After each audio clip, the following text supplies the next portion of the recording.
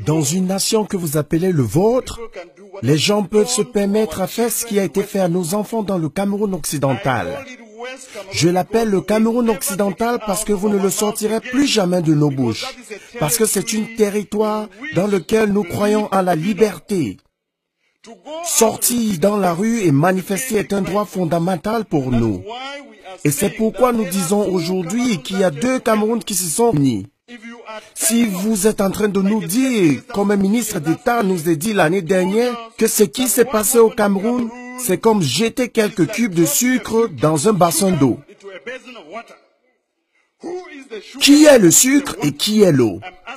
Je demande au gouvernement du Cameroun, qui est? Que vous violez nos enfants?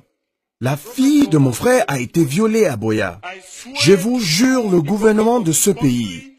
Est-ce que le président de ce pays sait que les gouverneurs et les préfets, ainsi que tous les administrateurs que vous envoyez au Cameroun occidental, se comportent exactement comme une armée d'occupation?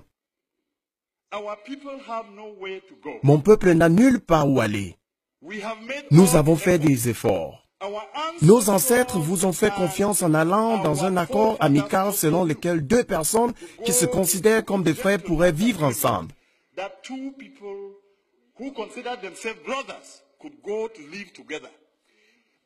Si c'est ce que vous nous montrez après 55 ans, alors ceux qui disent que nous devrions nous séparer ont raison. Ils sont corrects. Les gens du Cameroun occidental ne peuvent pas être vos esclaves.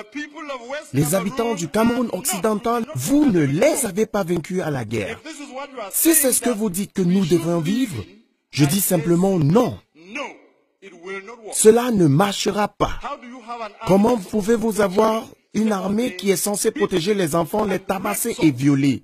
C'est du jamais vu, du jamais entendu dans aucun pays au monde. C'est le 21e siècle et quelqu'un qui fait cela, je ne peux pas vouloir que son gouvernement paie le prix. Nous allons l'exiger de vous, parce que vous nous faites croire que nous avons fait le mauvais choix. Qu'a-t-il à dire? Je veux que le monde sache et qu'il soit consigné que nous avons fait des efforts. Je me suis assise avec des ministres et je les ai écoutés parler. Le premier était le ministre de la Justice de l'époque, Amadou Ali, il y a de cela 10 ans. J'ai pris mon temps pour conduire ma voiture de Kumbo à Yaoundé pour lui dire, quelque chose se prépare là-bas.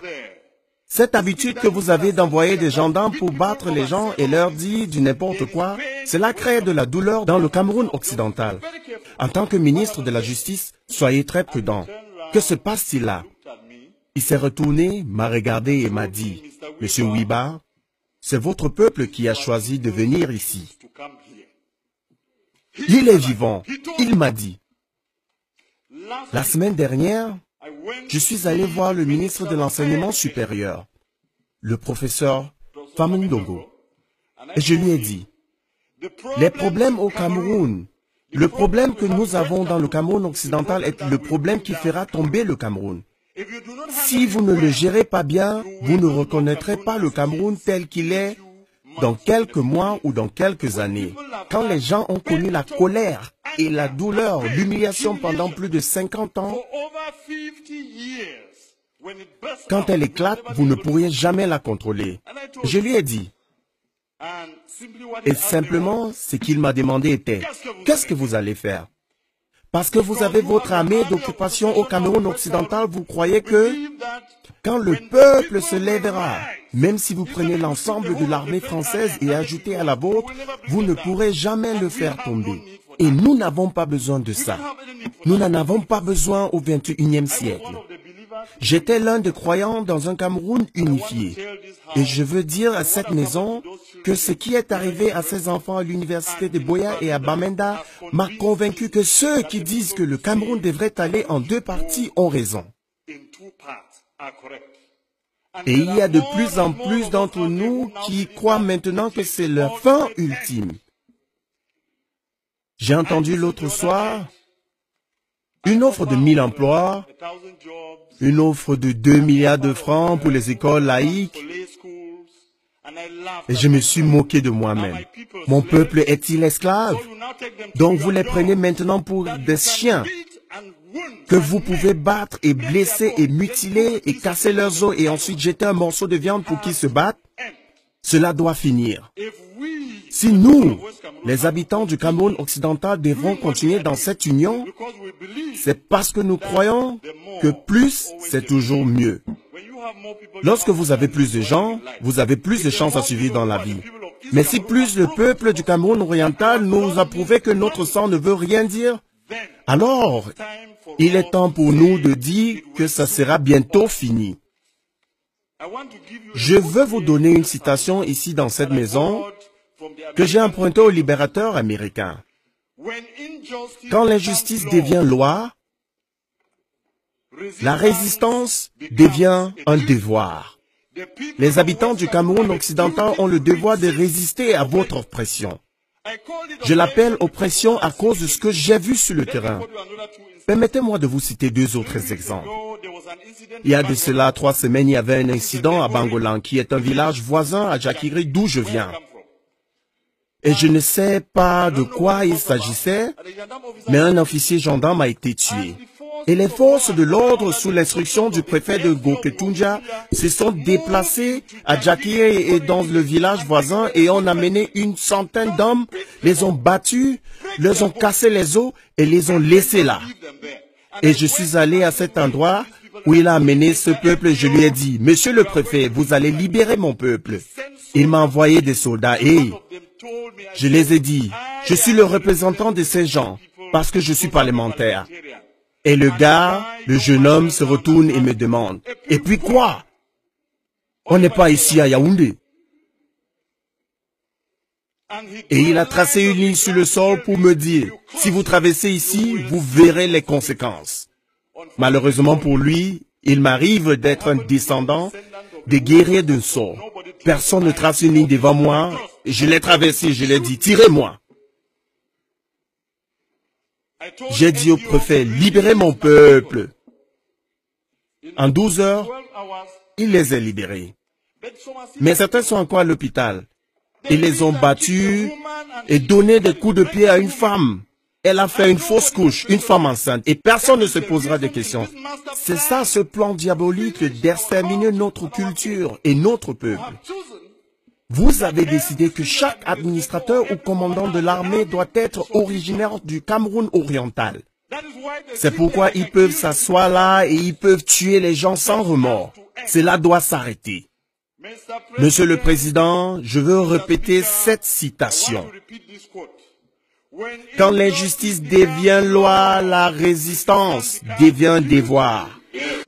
Nous, les habitants du Cameroun occidental, nous résisterons et si vous voulez prendre ce territoire par force, vous devriez tuer jusqu'au dernier homme avant de le prendre.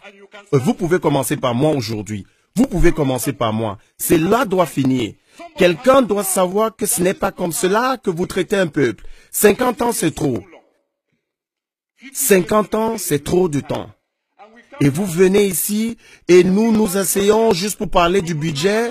Vous normalisez le meurtre, vous normaliserez le viol. Monsieur le Président, je suis désolé de vous le dire que cela fait partie de la résistance. Vous allez m'écouter jusqu'à la fin. Quand l'injustice devient loi, la résistance devient un devoir. Il est de mon devoir de défendre mon peuple. Vous ne me stopperez pas par manque de temps. Ou si vous le souhaitez, vous pouvez appeler vos gendarmes brutaux pour venir me tuer ici. Je ne vais pas. Je ne vais pas. Je veux que vous entendiez ceci, Monsieur le Président. C'est mon peuple souffre. Et que le cube de sucre qui était défini dans cette maison.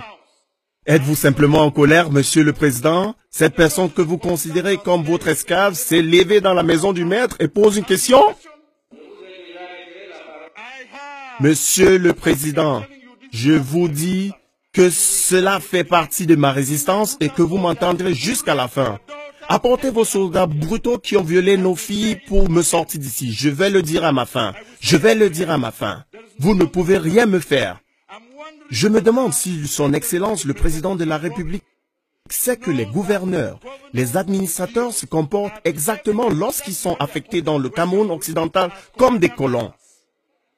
Quand ils abusent des gens, ils les insultent et font tout ce qu'ils font, nous devons résister.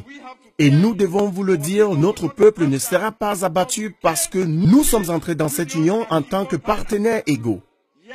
Oui, monsieur. Et j'ai fini. J'ai fini. Et nous résisterons.